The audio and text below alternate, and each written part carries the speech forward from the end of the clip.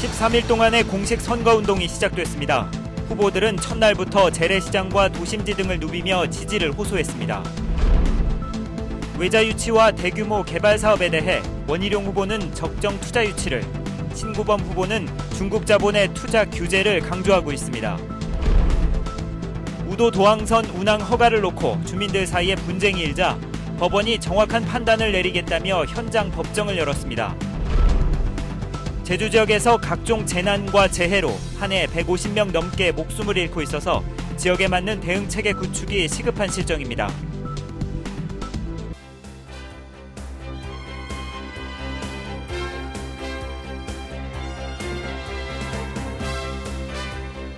제도 개선을 통한 적정 투자 유치를, 신구범 후보는 중국 자본의 투자 규제를 강조하고 있습니다. 현재훈 기자가 보도합니다.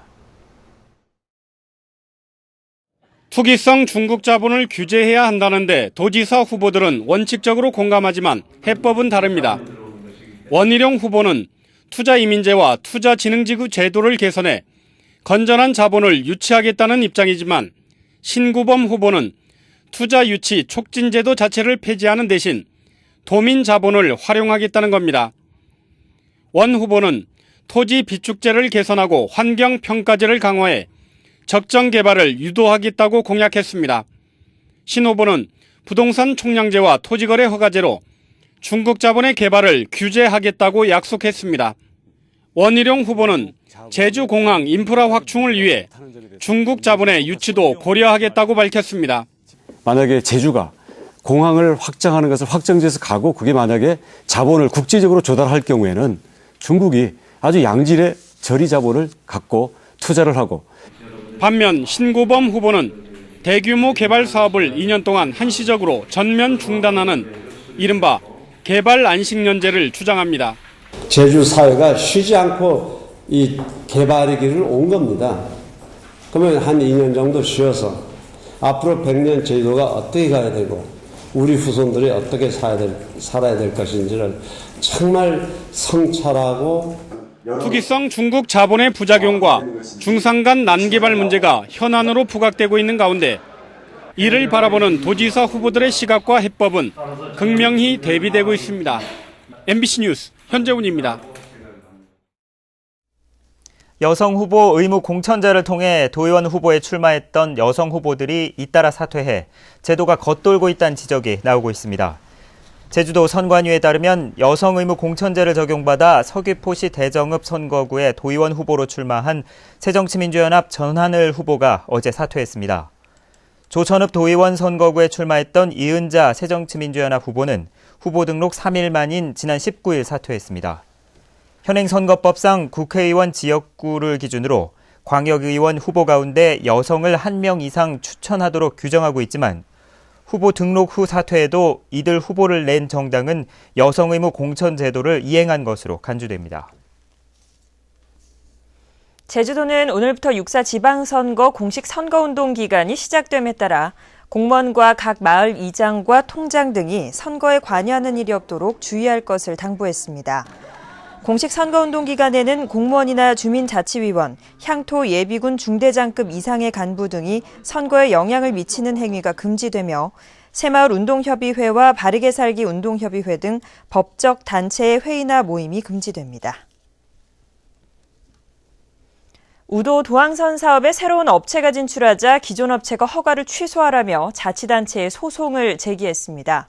법원은 민감한 사항이라며 제주 지역에서는 처음으로 현장에서 재판을 열었습니다. 김현선 기자가 보도합니다. 성산포항에서 우도를 연결하는 도항선 운항업체는 94년 출범된 우도해운과 2003년 설립된 우림해운 두 곳, 관광객이 급증하면서 도항선 운항 수입이 수십억 원대로 치솟자 지난해 주민 240명이 출자해 새로운 도항선 업체인 우도랜드를 만들었습니다. 문제는 기존 업체들이 제주시를 상대로 어항시설 사용과 점용 허가 처분을 취소하라는 소송을 제기한 것.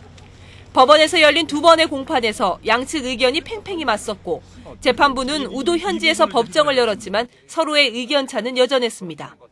저 안반 때문에 여기 저반장 허가를 줄 수가 없는 장소예요. 그러니까 줄 수 없는 장소에 행정이 어떤 힘에 의해서 새로운 업체는 안전에 대한 우려는 억지 주장이며 지난 8월 시뮬레이션 때 발생한 사고 원인은 아직 규명된 것이 없다고 맞섰습니다. 항내에서 이루어질 수 없는 사고입니다. 단지 저기서 불합리하게 고의성으로 했었기 때문에 사고 난 거지. 법원은 현장의 상황을 정확히 파악하고 주민들의 생생한 목소리를 들은 뒤 판단을 내리겠다며 현장을 찾은 겁니다. 주주들이 대다수가 우도 주민인 관계로 이 실질적 당사자들이 모두 우도 주민들 아닌가 싶어서 이참에 한번 그 실질적 당사자들의 그 참여를 보장하고 우도 도항선 사업을 둘러싼 치열한 법적 공방이 어떤 결론으로 마무리될지 주목됩니다. MBC 뉴스 김현선입니다. 각종 재난과 재해로 제주에서 해마다 150여 명이 목숨을 잃고 있습니다. 기후변화와 관광객 증가 등으로 대형 사고 위험이 커지고 있어서 이에 맞는 대응 체계를 서둘러 구축해야 한다는 지적입니다. 김찬연 기자가 보도합니다. 차기도 남쪽 해상에서 어선의 불이 나 선원 6명이 숨지고 1명이 실종됐습니다. 지난 2008년까지 한 해 100건 안팎 끼던 해양 사고가 2009년 이후 연간 200건으로 갑절 가까이 늘었습니다. 해양 사고뿐만 아니라 화재와 교통사고 등 각종 재난사고로 최근 6년 동안 840여 명이 목숨을 잃었습니다. 여기다 태풍과 집중호우 등을 포함하면 재산과 인명 피해는 더욱 커집니다. 현재 제주 지역에서 나타나고 있는 인구, 사회, 교통적 변화를 검토해 볼 때 장래 대형 사고 발생 확률은 증가할 것으로 나타납니다. 하지만 제주 지역 재난 대응 체계는 여전히 많은 문제점을 안고 있습니다. 지난해 안전총괄기획관이 신설됐지만 전문가가 없고 예산도 부족해 컨트롤타워 역할을 못하는 실정입니다. 또 대형 사고가 발생하면 해경 등 정부 산하 기관들이 현장 지휘에 나서 지방자치단체와 지휘계통에서 혼선도 빚어지고 있습니다. 일단 제주도에서 발생할 수 있는 재난이 무엇인지를 도출해야 되고요. 그다음에 그 재난이 발생했을 때 초동 대응 기관이 누군가 이런 것들 명확히 정의를 해야 되고. 제주는 기상이변에 따른 태풍과 집중호우, 해일 등 자연재해뿐 아니라 여객선과 항공기 등의 재난사고 위험이 그 어느 지역보다 높습니다. 지역 실정에 맞는 대응체계 구축이 시급한 이유입니다. MBC 뉴스 김찬연입니다. 제주도는 구속된 양영근 제주관광공사 사장을 직위 해제하고 강승수 제주도 관광문화국장을 사장 직무대행으로 임명했습니다. 제주관광공사는 양영근 사장 구속으로 도민사회에 큰 충격과 걱정을 끼쳐드렸다며 이번 일을 계기로 제2의 창업을 한다는 분골쇄신의 각오로 새롭게 나아가겠다고 밝혔습니다. 한편 서울중앙지검은 제주 판타스틱 아트시티 사업을 주도한 김영택 전 제주도 투자유치 자문관으로부터 1억여 원을 받은 양 사장에 대해 뇌물수수와 배임 수재 혐의 등으로 구속했습니다. 제주 지역 기업과 기관단체 협의체인 제주 사회적 경제 발전 포럼은 오늘 제주도 의회에서 기자회견을 열고 제주도지사와 교육감 후보들에게 사회적 경제 7대 정책 의제를 공약으로 채택할 것을 요구했습니다. 사회적 경제 7대 정책 의제는 사회적 경제 기본 조례 제정을 비롯해 도지사직 속의 사회적 경제 위원회 설치와 공공사회적 일자리 확대, 사회적 경제 시장 육성과 사회적 경제 교육 기회 확대 등입니다. 새정치민주연합 제주도당의 김재윤, 오수용 공동위원장은 오늘 제주도 의회에서 기자회견을 열고 국제안전도시 조성과 고교 무상교육, 무상급식 등 지방선거 10대 공약을 발표했습니다. 김재윤 위원장은 그동안 도민사회에서 원희룡 후보에 대한 환상이 있었지만 TV토론회를 거치면서 정책 선거를 내세운 신구범 후보의 지지율이 오르고 있어 막판 역전 드라마가 펼쳐질 것이라고 말했습니다. 제주 MBC가 지난달 제작 방송한 4.3 특별기획 산들 바다의 노래가 이달의 방송 기자상을 수상했습니다.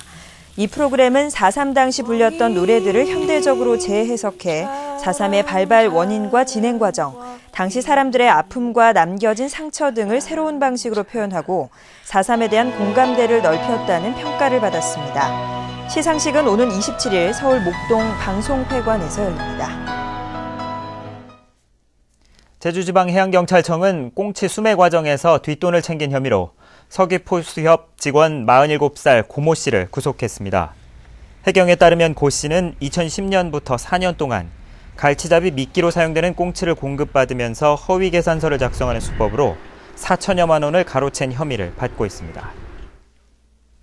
뉴스데스크 제주였습니다. 여러분 고맙습니다.